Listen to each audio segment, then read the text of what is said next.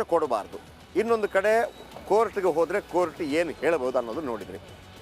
ಜನವರಿ 22ನೇ ತಾರೀಕು ಇಷ್ಟೆಲ್ಲ ದೇವರನ್ನೆಲ್ಲ ನಂಬುವಂಥ ನರೇಂದ್ರ ಮೋದಿ ಅವರಿರ್ಬೋದು, ಯೋಗಿ ಆದಿತ್ಯನಾಥ್ ಸ್ವತಃ ಸನ್ಯಾಸಿ, ಹೀಗಿರುವಾಗ ಎಲ್ಲ ಗುರುವರಿಯರು, ಸನ್ಯಾಸಿಗಳು, ದೊಡ್ಡ ದೊಡ್ಡ ಯತಿಗಳು ಒಂದು ಮಾಹಿತಿ ಕೊಟ್ಟೇ ಕೊಡ್ತಾರೆ. ಆಮೇಲೆ ನಾವು ಈ ಪಂಚಾಂಗವನ್ನು ನಂಬ್ತೇವಲ್ವ, ಹಿಂದೂ ಧರ್ಮದಲ್ಲಿ ಪಂಚಾಂಗವನ್ನು ನಂಬಲಾಗತ್ತೆ.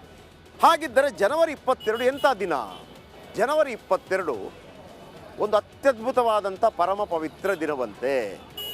ಹೇಗೆ ಅಂತಂದರೆ ಮೃಗಶಿರ ಜನವರಿ 22 ಸೋಮವಾರ ಅತ್ಯಂತ ಪವಿತ್ರ ದಿನವಂತೆ. ಹಿಂದೂ ಸಂಪ್ರದಾಯ ಪ್ರಕಾರ ಮೃಗಶಿರ ನಕ್ಷತ್ರ, ಅಮೃತ ಸಿದ್ಧಿಯೋಗ, ಸರ್ವತಾ ಸಿದ್ಧಿಯೋಗದ ಸಮಯ ಇದೆಯಂತೆ.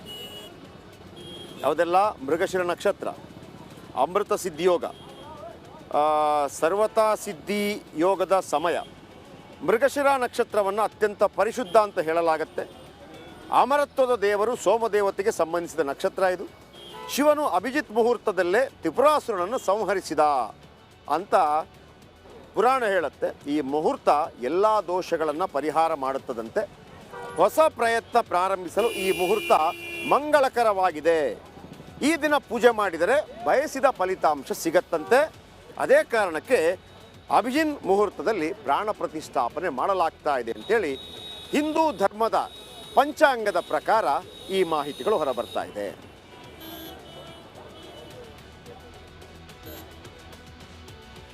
ಮತ್ತೊಂದು ಕಡೆ ಅಪೂರ್ಣ ಮಂದಿರ ಕಂಪ್ಲೀಟ್ ಆಗಿಲ್ಲ, ಮಂದಿರ ಕಂಪ್ಲೀಟ್ ಆಗದೆ ಯಾಕೆ ನೀವು ಉದ್ಘಾಟನೆ ಮಾಡ್ತಾ ಇದ್ದೀರಿ, ಈ ಥರ ಸಂಪ್ರದಾಯ ಇಲ್ಲ, ಮತ್ತೊಂದು ಮಗದೊಂದು ಚರ್ಚೆಗಳು ಭಾಳ ದೊಡ್ಡ ಮಟ್ಟದಲ್ಲಿ ಶುರುವಾಗಿದೆ. ಅದಕ್ಕೆ ಶ್ರೀ ರವಿಶಂಕರ್ ಗುರೂಜಿ ಒಂದು ಮಾತನ್ನು ಹೇಳಿದರು ಮೊನ್ನೆ ನಮ್ಮ ಇಂಟರ್ವ್ಯೂನಲ್ಲಿ. ನೋಡಿ, ಶ್ರೀರಾಮಚಂದ್ರ ರಾವಣನ ಜೊತೆ ಯುದ್ಧ ಮಾಡುವಾಗ ರಾಮೇಶ್ವರದಲ್ಲಿ ರಾಮನನ್ನು ಪ್ರತಿಷ್ಠಾಪನೆ ಮಾಡ್ತಾನೆ. ಅದು ರಾಮೇಶ್ವರವಾಗುತ್ತೆ. ರಾಮೇಶ್ವರನನ್ನು ಪ್ರತಿಷ್ಠಾಪನೆ ಮಾಡಿದಾಗ ಅಲ್ಲೇನು ಮಂದಿರ ಇತ್ತಾ? ಇರಲಿಲ್ಲ. ಮಂದಿರ ಇಲ್ಲದೆ ರಾಮನನ್ನು ಪ್ರತಿಷ್ಠಾಪನೆ ಮಾಡಿದ್ದು.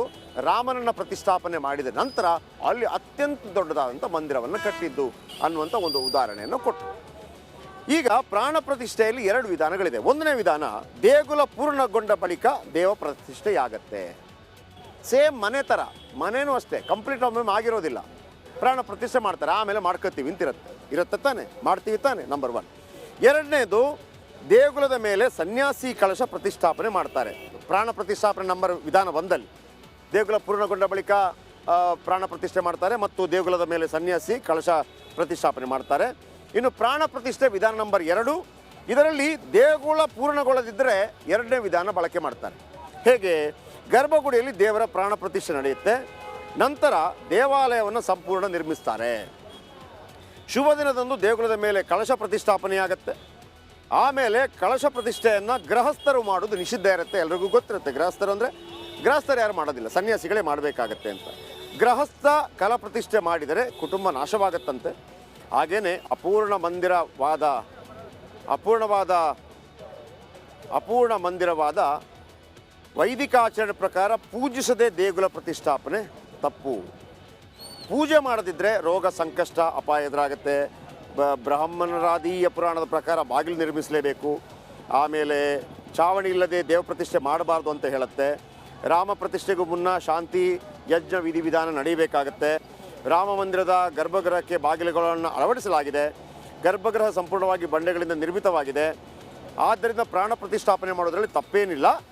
ಕರ್ಮಕಾಂಡ ಪ್ರದೀಪದ ಕಲಶೋಪಣ ವಿಧಿ ಪ್ರಕಾರ ವಿಧಿವಿಧಾನ ನಡೆಯುತ್ತೆ ಅಂತೇಳಿ ತಿಳಿದವರು ಹೇಳ್ತಾರೆ. ಆ ಮಾಹಿತಿಗಳನ್ನು ನಿಮ್ಮ ಮುಂದೆ ನಾವು ಇಟ್ಟಿದ್ದೀವಿ.